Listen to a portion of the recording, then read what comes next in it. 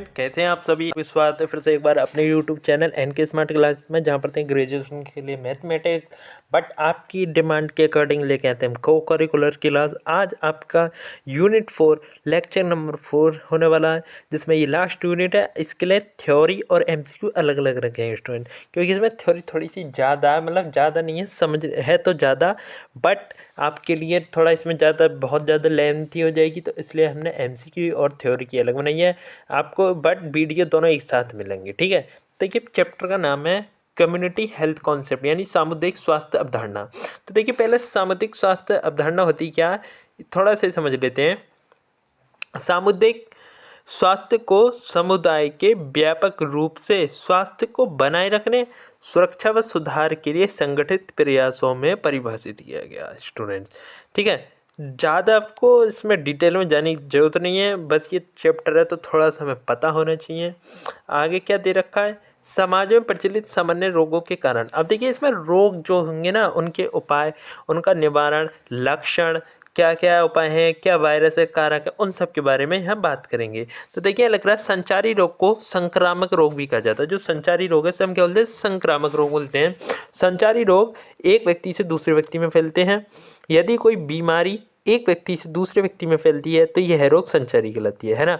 यानी ये बोल सकता है संचारी रोग क्या है, तो उसमें एक ऑप्शन दे रखा है, एक व्यक्ति से दूसरे व्यक्ति में फैलना, कोई हम क्या बोलते हैं, संचारी रोग बोलते हैं स्टूडेंट। संचारी रोग किस माध्यम के द्वारा फैलती है, देखिए तो ये हवा, पानी, भोजन या सीधे संपर्क में आने से, यानी कोई व्यक्ति संक्रमित है उसके संपर्क में आने में भी ये रोग फैलता है स्टूडेंट। ठीक है, ये प्राणियों वगैरह, जंतु, व्यक्ति, जानवर, सब तरीके से चलता है। तो देखिए, पहला रोग है आपका चेचक। चेचक, ठीक है, चेचक जो है इसे बेरीसेला के रूप में भी जाना जाता है। इसका एक नाम क्या है, बेरीसेला। यह एक विषाणु संक्रमण है। देखिए, पूछ सकता है चेचक का अन्य नाम क्या है, बेरीसेला। दूसरा पूछ सकता है यह किस प्रकार का संक्रमण है, विषाणु संक्रमण है। ठीक है, तीसरा क्या पूछ सकता है, जिसमें पूरे शरीर पर अत्यधिक खुजली वाले छाले विकसित हो जाते हैं। चेचक में क्या होता है, खुजली छाले बन जाते हैं जिनमें खुजली होती है। तो देखिए, लक्षण पूछ सकता है, तो चेचक में निम्नलिखित में से क्या होता है, तो उसमें ऑप्शन भी दे सकता है कि खुजली वाले छाले या छाले बन जाते हैं ना। चेचक के टीके के विकास के बाद ये चेचक जो है कम हो गया। अब ये पूछ सकता है चेचक का कारण क्या, इसका विषाणु वगैरह जो भी आपका जीवाणु विषाणु है वो कौन सा है, तो इसका नाम है, देखिए कारण, चेचक का रोग कारक बीजेड या बेरीसोला जोस्टर वायरस है। इस वायरस का नाम क्या है, आपका वायरस का नाम क्या है स्टूडेंट्स, देखिए बीजेड या बेरीसोला जोस्टर वायरस होता है। ठीक है, इसमें आपको यही नाम याद रखना है, इसका वायरस का नाम है। इस वायरस के नाम को आपको याद रखना है, विकल्प में पूछे जाते हैं। बाकी ये कुछ महामारी विज्ञान संबंधी कारक है, जैसे संक्रमण की स्रोत क्या है, ये नाक, गले से स्राव, त्वचा के घाव, श्लेष्म झिल्ली या रुधिर से वायरस संक्रमण के स्रोत से होते हैं। संक्रमण की अवधि दे रखी है, आयु दे रखी है, यानी किस आयु के उम्र के लोगों के लिए ज़्यादा प्रभावित करता है चेचक, है ना। इसकी अवधि वगैरह को होती है, ये दे रखा है। तो ये देखिए, बच्चों में ज़्यादा होता है, 10 वर्ष से कम बच्चों में होता है। ठीक है, लेकिन टीके वगैरह लगने से बच्चा इसमें काफ़ी रोकथाम हो चुकी है, यानी पहले तो ये महामारी थी, है ना। इसके लक्षण क्या होते हैं, देखिए संकेत लक्षण पता होनी चाहिए। ये बात चीज़ें, जो चीज़ें याद करने की वही आपको मैं बता रहा हूँ, क्योंकि बहुत सारी चीज़ें हैं इसमें, बीमारियों के नाम है, तो आप कितना याद करेंगे, जो इंपॉर्टेंट है। बाकी आपको पीडीएफ मिल रही है, बाकी आप पढ़ लेना। तो चेचक की देखिए, हल्का बुखार होगा, बुखार होता है, पीठ एवं पैर में दर्द होता है ना। माथे पर क्या छोटे छोटे लाल रंग के दाने दिखाई देते हैं, है ना, और शरीर पर धब्बे दिखाई देने लगते हैं। 24 से 48 घंटे के अंदर क्या क्या लक्षण दिखाई देते हैं वो आपको देखिए, ये नाक, बहती हुई नाक, हल्की खांसी और भूख में कमी, कभी कभी तेज सिर भी दर्द होता है, थकान होती महसूस होती है, उल्टी भी होती है स्टूडेंट्स, है ना। तो ये सब क्या है, चेचक के लक्षण दिखाई देते हैं जब आपके अंदर जो वायरस प्रवेश कर जाता है उसके 24 से 48 घंटे बाद तक के लक्षण दे रखे हैं। इसके रोकथाम क्या है, रोकथाम जैसे पढ़ सकते हैं कि जैसे चकत्ती दिखाई देने पर संक्रमित व्यक्ति को 1 सप्ताह के लिए अलग कर देना चाहिए, जिससे दूसरे व्यक्ति में ये रोग ना फैले।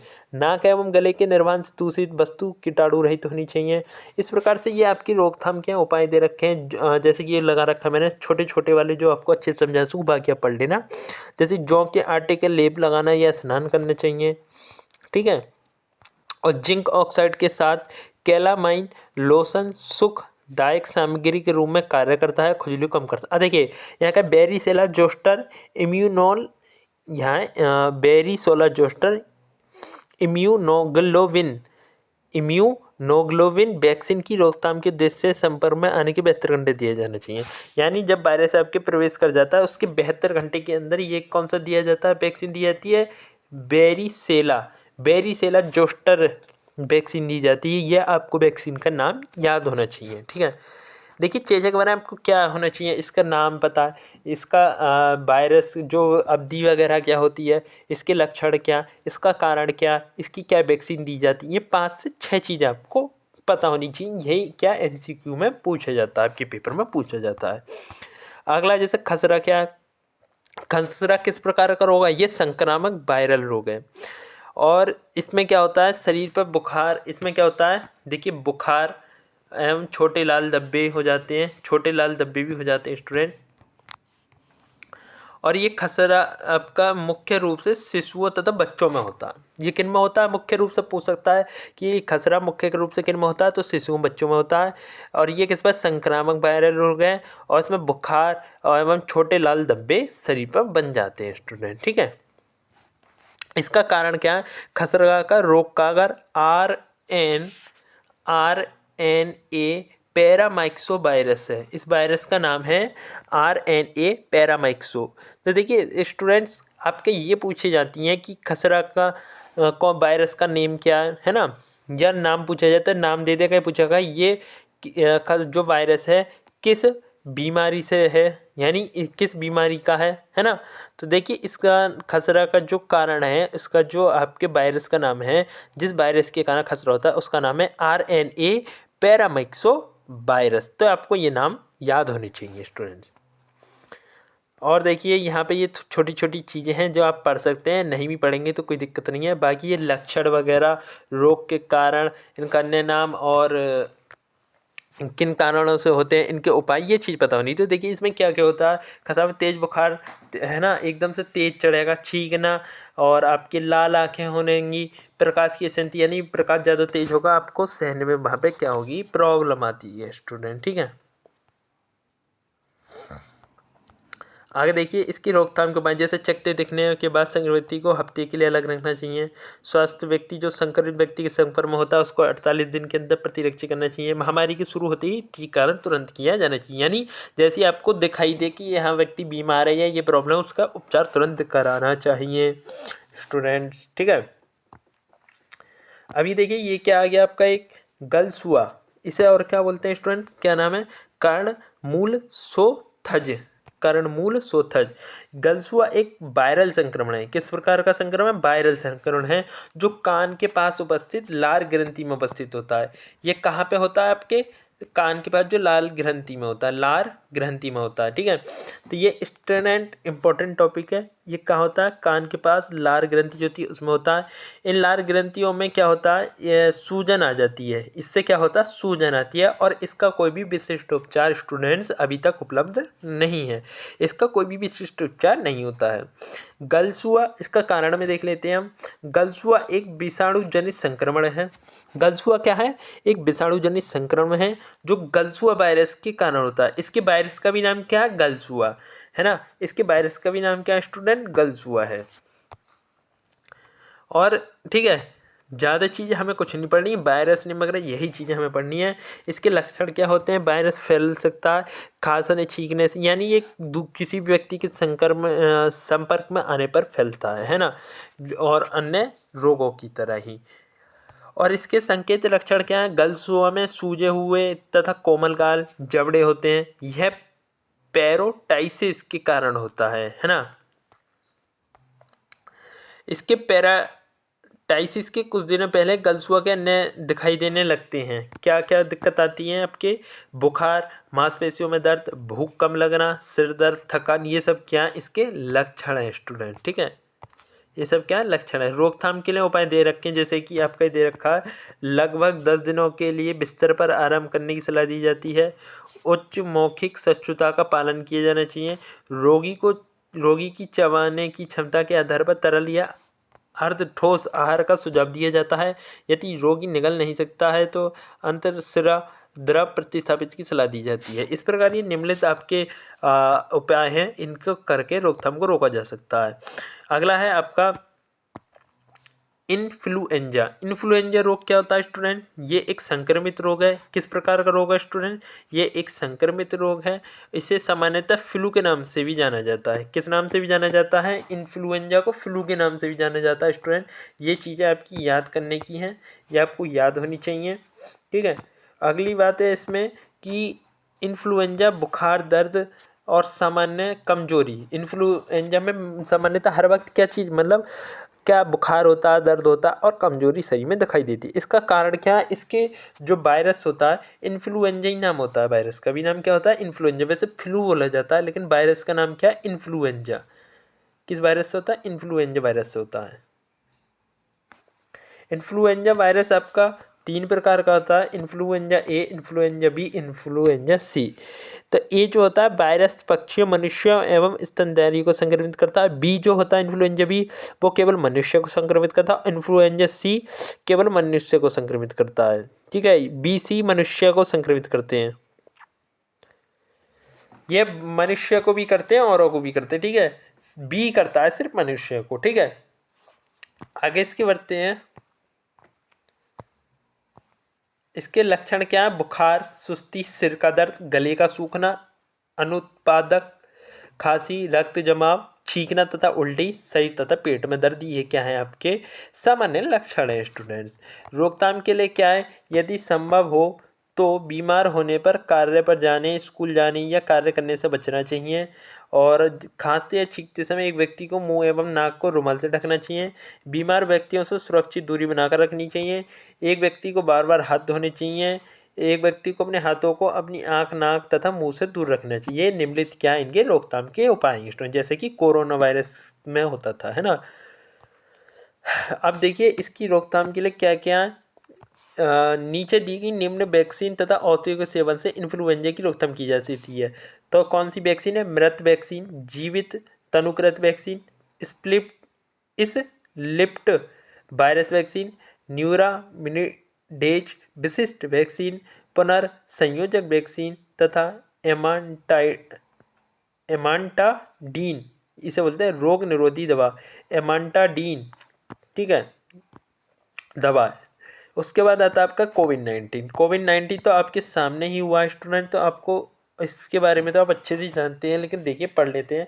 कोरोना वायरस रोग 2019 यानी कोविड-19 एक नोवेल कोरोना वायरस के कारण होता है, जिसे अब गंभीर तीव्र श्वसन सिंड्रोम कोरोना वायरस 2 कहा जाता है। जिसे पहले कोविड-19 इसे 19 एन कोव कहा जाता था। यह सर्वप्रथम चीन के हुबई प्रांत के वुहान शहर में श्वास की बीमारी के मामले के प्रकोप के मध्य पहचाना गया था। यानी कि सर्वप्रथम कहाँ से निकला? तो चीन के वुहान शहर की लैब से निकला था स्टूडेंट्स, ठीक है।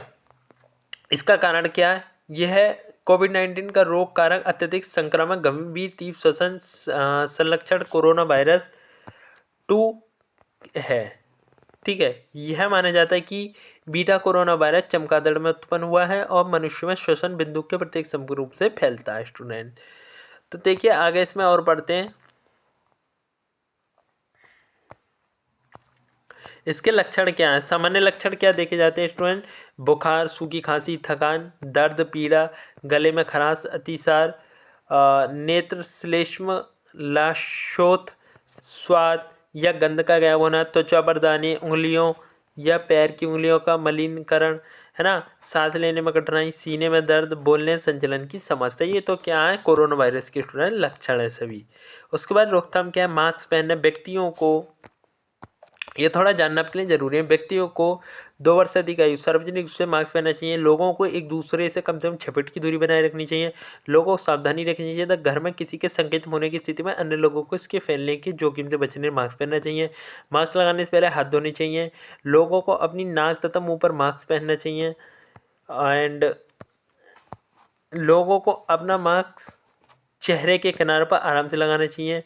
लोगों को उस मास्क का प्रयोग नहीं करना चाहिए जिसे उन्हें बार बार सही करने की आवश्यकता हो या उचित रूप से सही ना हो। व्यक्ति को यह सुनिश्चित करना चाहिए कि वे मास्क पहनने के बाद आसानी से सांस ले सकें। दूसरा है दूसरों से 6 फीट दूरी रखनी चाहिए। तीसरा है वैक्सीन लगवाएं। चौथा है भीड़ एवं दूषित वायुदार स्थानों से बचना चाहिए। बार बार हाथ धोना। ये निम्नलिखित क्या है कोरोना वायरस से रोकथाम के उपाय हैं स्टूडेंट्स। ठीक है, खांसते हम छींकते समय मुंह ढकना, ये क्या निम्नलिखित उपाय हैं, आप इन्हें पढ़ना कोविड-19 के बारे में स्टूडेंट्स। अगला है डिफ्थीरिया। डिफ्थीरिया क्या होता है स्टूडेंट्स? तो डिफ्थीरिया जो है आपका स्टूडेंट ऊपरी श्वसन नलिका की एक बीमारी। ये क्या है? डिफ्थीरिया ऊपर जो आपकी श्वसन नलिका होती है उसकी एक बीमारी है। गले में खराश हो जाता है, बुखार, टॉन्सिल यानी टॉन्सर फूलना जो बोलते हैं, ये सब क्या होता है? डिफ्थीरिया के कारण होता है। इसका कारण क्या है? देखिए इसका कारण भी देख लेते हैं। इसका रोग कारक कौन है? कोरिने बैक्टीरियम डिफ्थीरिया। डिफ्थीरिया का रोग कारक है। या आप बोल दें इसका कारण क्या है, यानी डिफ्थीरिया का रोग कारक कौन है? तो कोरिने बैक्टीरियम डिफ्थीरिया। कोरिने बैक्टीरियम डिफ्थीरिया क्या है? इसका रोग कारक है स्टूडेंट। ये सभी आपको कारण, यानी देखिए पहले जो भी आपकी बीमारी यानी बीमारी है, रोग है, उससे उसका अन्य अदर कोई नाम है वो याद होना चाहिए। उसका किस वायरस के कारण होता है, यानी इसका कारण पता होना चाहिए, किसकी वजह से ये रोग होता है, उसके लक्षण क्या क्या हैं, है ना। और एक आध अगर वैक्सीन वगैरह है तो उस वैक्सीन का नाम क्या है जिससे बचाव होता है। और आपकी एक दो अदर बातें होती हैं, ये किस सन में आया या कुछ इंपॉर्टेंट बात होती है, वो 5 से 6 बातें ही आपको इस रोगों के बारे में स्टूडेंट पता होना चाहिए। ठीक है, तो डिफ्थीरिया कोरिने बैक्टीरियम डिफ्थीरिया से का रोग कारक है। इसके स्रोत वगैरह दे रखे हैं, ये सब आपको थ्योरी में पढ़ लेना है। इसके लक्षण क्या हैं? थकान के साथ बुखार, ऊपरी श्वसन मार्ग की झिल्ली पर विशिष्ट भूरे या पीले रंग के धब्बे दिखाई देते हैं। गले में खराश एवं गला बैठता है। गर्दन में क्या होती है? सूजी हुई ग्रंथियां, है ना। सांस लेने में कठिनाई होती है या तेजी से सांस लेते, एकदम जैसे सांस आप लेते हैं ना, बहुत प्रॉब्लम होती है। नाक से पानी निकलना, ये सब क्या है? डिप्थीरिया के लक्षण है। डिप्थीरिया की रोकथाम के लिए डीपीटी टीके लगाए जाते हैं। अब पूछ सकता है कि डिप्थीरिया की रोकथाम के लिए कौन सा टीका लगाया जाता है, तो डिप्थीरिया की रोकथाम के लिए डीपीटी के टीके लगाए जाते हैं स्टूडेंट। अब देखिए ये भी पूछ सकता है कि बच्चे को 6, 10, 14 6 महीने, 10 महीने, 14 महीने की उम्र पर दी जानी चाहिए और 18 महीने की उम्र के बाद एक बूस्टर डोज दी जाती है। तो ये पूछ सकता है बच्चे को डिप्थीरियम या डीपीटी की खुराक या कि बूस्टर डोज किस उम्र में दी जाती है, तो अब उसमें लिख रहा होगा, ऑप्शन दे रखे होंगे तो आपको पता, तो अब लगा देंगे 18 महीने।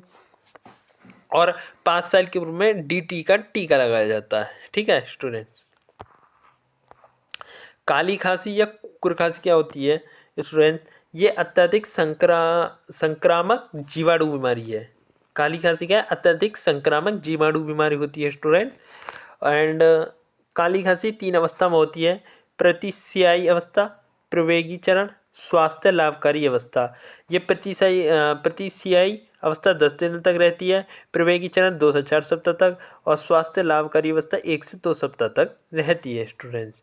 और सामान्य रूप से यह बीमारी 6 से 8 सप्ताह तक रहती है। सप्ताह मतलब 7 दिन, यानी 8 पंजे 40, 6 सत्ते 56 दिन, यानी 40 से 50 दिन तक की बीमारी रहती है स्टूडेंट। कारण क्या होता है इस काली खांसी का? इसका कारण है स्टूडेंट्स बोर्डेटेला पुरटूसिस। इसके रोग कारक का नाम है बोर्डेटेला परटूसिस। ये नाम थोड़े अजीब से हैं, बोलने में प्रॉब्लम हो रही है स्टूडेंट्स, क्योंकि हमें हैबिट नहीं होती, एकदम अच्छी नेम आ जाते हैं सामने तो ना पढ़ने में प्रॉब्लम होती है। बट आपको नहीं रही, अच्छी बात है। बाकी आप इन्हें नाम याद रखना वायरस वगैरह की, ये वेरी मोस्ट इम्पोर्टेंट है। लक्षण और इनके कारण वगैरह, ये 2 से 3 चीज़ वेरी मोस्ट इम्पोर्टेंट है स्टूडेंट्स। आगे बढ़ते हैं।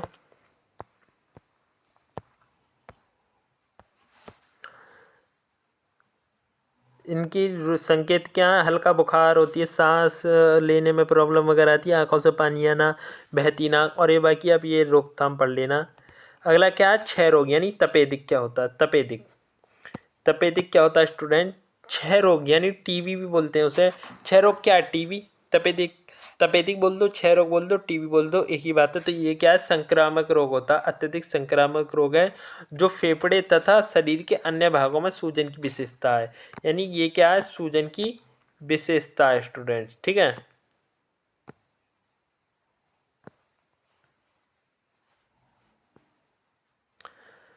इससे क्या होता है, सूजन वगैरह पड़ती है बहुत ज़्यादा, क्योंकि बैक्टीरिया फेफड़ों तथा कभी कभी शरीर के अन्य अंगों पर आक्रमण कर सकते हैं, जिस कारण क्या आती है, इनकी सूजन आती है स्टूडेंट, ठीक है।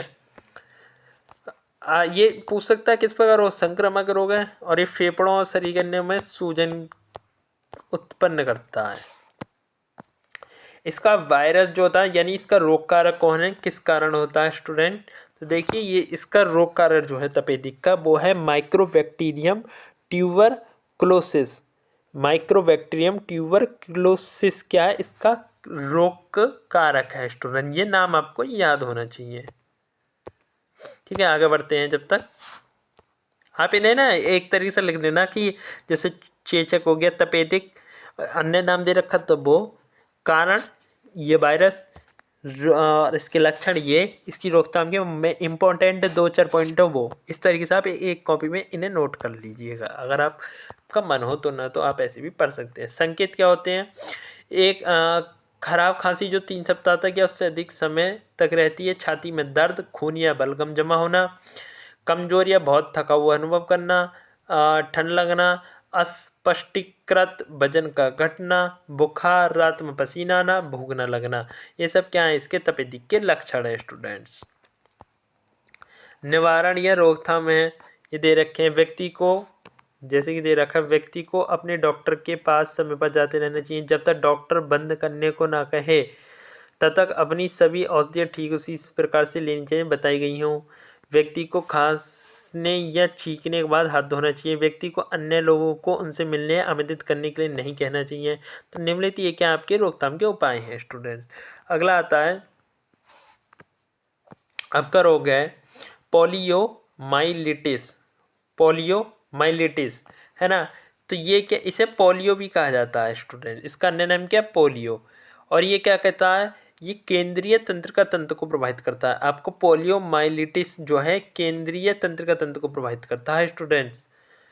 और ये क्या, किस प्रकार का रोग है, संक्रामक रोग है। किस प्रकार का रोग है, ये संक्रामक रोग है स्टूडेंट्स। और यहाँ पोलियो के प्रकार दे रखे हैं जिन्हें आप पढ़ लेना। कारण क्या है, वायरस का नाम क्या है, पोलियो वायरस ही होता है नाम भैया, पोलियो। संकेत एवं लक्षण क्या होते हैं, थकान, पेशी क्षय, पोलियो प्रभावित मांसपेशियों में नहीं कमजोरी, जोड़ों में दर्द, श्वास, स्कोलियोसिस, सामान्य गतिविधियों में भाग लेना, सोना, निगलना, सजगता की हानि, मांसपेशियों में गंभीर दर्द या कमजोरी, निष्क्रिय अंग।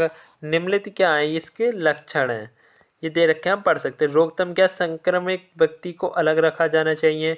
मूत्र के साथ साथ मल भी उचित तरीके से निपटान करना चाहिए। उसके बाद आता है आपका हेपेटाइटिस।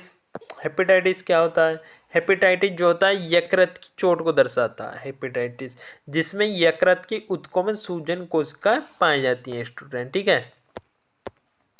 यह जो स्थिति होती है स्वयं सीमित हो सकती है, खुद हो जाती है। और ये हेपेटाइटिस के प्रकार और हेपेटाइटिस के रोग कारक के नाम दे रखे हैं जिन्हें आप खुद पढ़ लेना। इसमें कोई हेपेटाइटिस वाले ये रोग कारक के नाम कोई इंपॉर्टेंट नहीं है, लेकिन पढ़ लेना आप फिर भी। उसके बाद आपका हैजा आता है, हैजा, ठीक है। हैजा क्या होता है, हैजा तीव्र आंतों का एक संक्रमण है। हैजा क्या है, तीव्र आंतों का एक संक्रमण है स्टूडेंट। बाकी अगर यदि 3 घंटे के अंदर इसका उपचार नहीं मिलता तो व्यक्ति की मौत तक हो सकती है। यदि 3 घंटे के अंदर व्यक्ति को उपचार नहीं मिला हैजा होने पर तो उसकी मौत तक हो सकती है। ये इतना खतरनाक होता है स्टूडेंट्स हैजा, तो ठीक है। और बाकी जो हैजा है ये किसके कारण, कौन सा जीवाणु कारण होता है, ये एक तो जीवाणु के कारण होता है, ये याद रखनी है। ये जीवाणु का नाम है विब्रियो कोलेरी जीवाणु, जो एक आंतरिक जीव विष उत्पन्न करती है, यानी हैजा विष, एक प्रकार का विष करती है, जिसके कारण ये हैजा आपको हो जाता है स्टूडेंट। इसका नाम होता है विब्रियो कोलेरी जीवाणु स्टूडेंट्स। इसका आपको नाम याद रखना है कि हैजा किस विषाणु के कारण, जीवाणु के कारण होता है, जीवाणु विब्रियो कोलोरी के कारण होता है स्टूडेंट, ठीक है। संकेत लक्षण क्या होता है, इसके लक्षण एकदम नहीं दिखते, 1 से 3 दिन बाद दिखाई देते हैं। पानी की कमी हो गई, जैसे कि पानी की कमी हो गई, एंड आपकी त्वचा व मुंह का सूखना, मूत्र कम होना, मतली, नमित आँखें, उल्टी, ये सब क्या आपके हैजा के लक्षण हैं स्टूडेंट, ठीक है। ये क्या आपके सभी लक्षण हैं। हैजा ये आपका हो गया, ठीक है। दोबारा पे जाके रोकथाम दे रखे हैं, रोकथाम आप पढ़ सकते हैं। रोकथाम के लिए देखिए क्या कर सकते हैं। लोगों को अपने घर के घर तथा आसपास की साफ रखनी चाहिए जगह को। मक्खियों के प्रजनन को रोका जाना चाहिए। मल तथा कचरे को शीघ्र एवं कुशलता से निष्कासन व्यवस्था की जानी है। लोगों के उंगलियों भोजन, मक्खियों, संक्रमित पदार्थ तथा मल से उत्पन्न खतरों के बारे में शिक्षित किया जाना चाहिए। उन्हें खाने से पहले तथा शौच के बाद हाथ धोने के लिए शिक्षित किया जाना चाहिए, ठीक है। इसकी बात है शौचालय नालियों को प्रतिदिन साफ एवं कीटाणु रहित रखना चाहिए स्टूडेंट्स, ठीक है। उसके बाद आपका है टाइफाइड या आंत ज्वर। ये क्या होता है, टाइफाइड बुखार के रूप में भी इसे जाना जाता है। मल व संक्रमित व्यक्ति के दूषित भोजन या पानी के सेवन से ये होता है। इसका कारण क्या होता है, इसका कारण होता है स्टूडेंट, देखिए यहाँ पे आपका नाम लिख रहा है सल्मोनेला टाइफ्यूरियम, सल्मोनेला टाइफ्यूरियम, इसे एस टाइफी भी बोलते हैं, सल्मोनेला टाइफ्यूरियम, फिम्यूरियम। उसके अतिरिक्त कुछ अन्य गैर टाइफाइड सल्मोनेला भी होते हैं के कारण भी संक्रमण हो सकता है। टाइफाइड यानी आपको बुखार हो सकता है स्टूडेंट, ठीक है। बाकी यही आपको नाम याद रखने हैं। बाकी देखिए आप और थ्योरी नीचे आएंगे, रोकथाम पढ़ लीजिएगा। ज्वर, टाइफाइड, फिर आ गया आपका यहाँ पे पेट डबल हो गए हैं। संगे भूख नहीं लगती, सिर दर्द होता है, पेट दर्द, बेचैनी, बुखार 104 तक पहुँचता है, दस्त, सुस्ती और मांसपेशियों में दर्द, बॉडी में पेन होता है। डेंगू क्या है, डेंगू एक मच्छर जनित वायरल संक्रमण जो फ्लू जैसी गंभीर बीमारी का कारण बनता है। कभी कभी गंभीर डेंगू नामक संभावित जटिलता का कारण बनता है। इसका कारण क्या है, डेंगू समूह बी ऑर्बो वायरस, इसका जो वायरस होता है ऑर्बो वायरस नाम होता है, ठीक है, उसके कारण होता है। और इसकी रोकथाम वगैरह दे रखी है, सब रोकथाम इन्हें पढ़ लेना। मलेरिया है, मलेरिया के रोग कारक जीन्स प्लाज्मोडियम का एक प्रोटोजोआ परजीवी है। क्या प्लाज्मोडियम का एक प्रोटोजोआ परजीवी होता है। ये सब आपको इनके नाम, इसमें मैं क्या पढ़ाऊँ, है ना, क्या समझाऊँ आपको। रोग आपको नाम वगैरह याद करने। टिटनीस है, ये मांसपेशीय रोग होता है। इसका कारण क्या था, रोग कारण क्या है, क्लोस्ट्रीडियम टिटेनी होता है। ये आपको नाम याद करने हैं, ये तो आपको खुद याद करने होंगे, तो आप यहाँ से पढ़ सकते हैं स्टूडेंट, ठीक है। बाकी नीचे कुछ इंपॉर्टेंट चीज़ों पे आते हैं हम। ये मधुमेह वगैरह देखे रहे, रोग दे रखे हैं, आप इन्हें पढ़ना। अब कुछ इंपॉर्टेंट चीज़ें नीचे चलते हैं, वीडियो काफ़ी लॉन्ग हो रही है।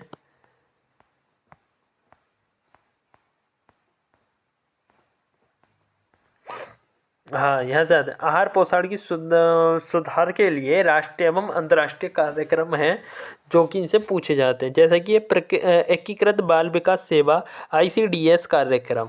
तो ये क्या होता है, एकीकृत बाल विकास सेवा योजना 2 अक्टूबर 1975 को शुरू की गई थी। अब ये पूछ सकता है ICDS योजना कब प्रारंभ की गई थी, 2 अक्टूबर 1975 को। तो आपको ये डेटा याद रखनी है स्टूडेंट, ठीक है। एंड इस योजना के लाभार्थी की जो होती है उनकी उम्र कितनी होती है, एक से यानी जन्म से लेकर 6 वर्ष तक की उम्र के बच्चे, गर्भवती महिला एवं स्तनपान कराने वाली माता।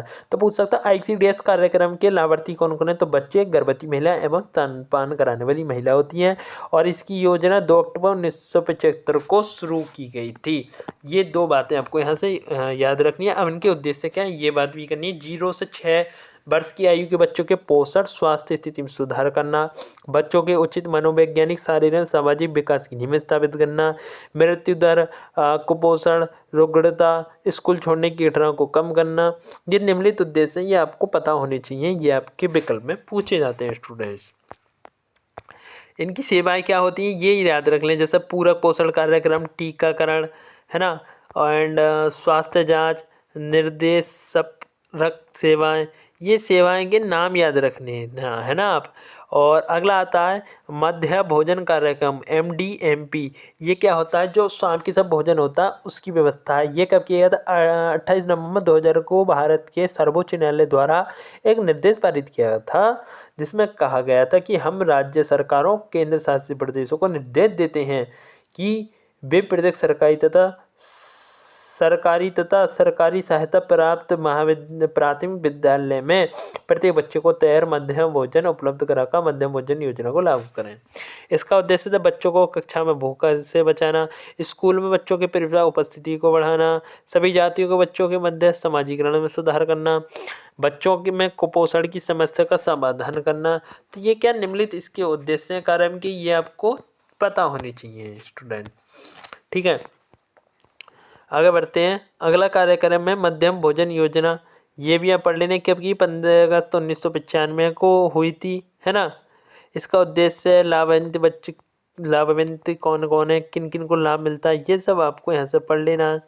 उसके बाद है किशोर स्वास्थ्य कार्यक्रम। किस उम्र के बच्चे के 10 से 19 वर्ष के लिए है।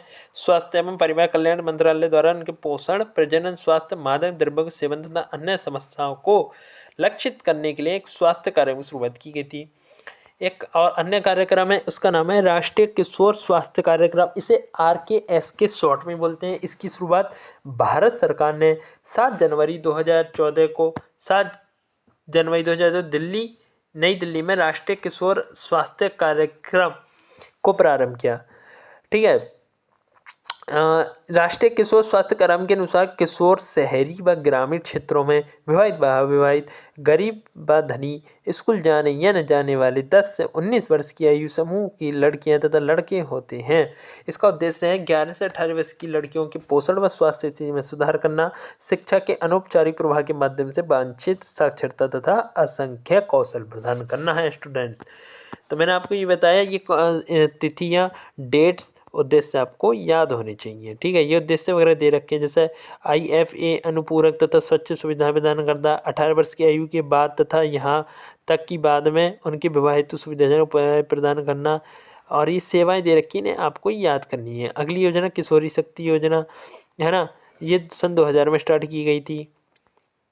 उसके बाद है किशोर युवतियों के लिए पोषण कार्यक्रम। ये 2002 से 3 में स्टार्ट की करके हुआ था और 2004-5 में बंद कर दिया गया था स्टूडेंट। ठीक है, और अगला जैसे कि राष्ट्रीय मधुमेह नियंत्रण कार्यक्रम, यह 1987 में तमिलनाडु में हुआ था। 7वीं पंचमी योजना के दौरान 1987 में तमिलनाडु में हुआ था। इसके उद्देश्य है मधुमेह की रोकथाम वगैरह का, बढ़ते खतरे वगैरह को देखते हुए मधुमेह यानी शुगर जो बोलते हैं उसके रोकथाम के लिए हमें क्या क्या उपदेश करनी चाहिए, उसके लिए चलाया गया था। और बाकी इम्पोर्टेंट देखिए, जैसे कि ये है आपका WHO वर्ल्ड हेल्थ ऑर्गेनाइजेशन का है आपका। WHO संयुक्त राष्ट्र की विशेष एजेंसी है जो अंतर्राष्ट्रीय सार्वजनिक स्वास्थ्य के लिए उत्तरदायी है। इसकी स्थापना WHO की यानी विश्व स्वास्थ्य संगठन की स्थापना 7 अप्रैल 1948 को हुई थी। यह आपको याद रखने वाली चीज़ है। इसका मुख्यालय कहाँ है, जिनेवा। ये भी पूछा गया था कि WHO का वो मुख्यालय कहाँ है, जिनेवा में है। इसकी जो जिनेवा कहाँ है, स्विट्जरलैंड में है। ठीक है, और इसकी स्थापना 7 अप्रैल 1948 को हुई थी। ये सब क्या पेपर में आपके पूछे जाने वाले क्वेश्चन है। इसके उद्देश्य वेरी मोस्ट इंपोर्टेंट है, इनके आपको उद्देश्य भी पढ़ने हैं सब स्टूडेंट्स, उद्देश्य सभी है तो आपको सभी उद्देश्य भी क्या करने, तैयार करने, नहीं इन्हें एक बार अच्छे से पढ़ लेना है। बाकी ये कुछ 1-2 योजना और हैं, बाकी आप इन्हें पढ़ लेना और आपकी यूनिट यहीं समाप्त होती है स्टूडेंट, ज़्यादा कुछ ये नहीं है। और देखिए एक ये चीज़ और है, रोग क्षमता बढ़ाने वाले खाद्य पदार्थ, जैसे ग्रीन टी हो गया, हल्दी, आंवला और शहद है आपका, ये क्या है, रोग प्रतिरोधक क्षमता बढ़ाते हैं। लहसुन, अदरक, दालचीनी है आपकी, कद्दू के बीज हैं, चिया का बीज है, अलसी का बीज, तिल के बीज, खट्टे फल, ये आदि क्या है, सब ये रोग प्रतिरोधक क्षमता बढ़ाने के आपके स्रोत हैं, है ना। तो स्टूडेंट्स आई होप आपको वीडियो अच्छी लगी, लाइक करें, शेयर करें, कमेंट करें। पहली बार चैनल पर आए हैं इसे सब्सक्राइब जरूर करें और हमारे चैनल को सपोर्ट कीजिए स्टूडेंट, क्योंकि सपोर्ट करने वाला कोई नहीं है। हम पूरी मेहनत करते हैं आपके लिए, क्या क्या नहीं करते, बट आप ना शेयर करते ना सब्सक्राइब करते। प्लीज़ लाइक ज़रूर करें, सबसे पहले तो सब्सक्राइब करके अन्य स्टूडेंट तक भेजें। और ये थ्योरी देखिए, इसे आप पढ़िए और फिर MCQ लगाइए स्टूडेंट। तो अब मिलते हैं अगले नेक्स्ट इंपॉर्टेंट वीडियो साथ। तो आज के लिए इतना ही। जय हिंद स्टूडेंट्स।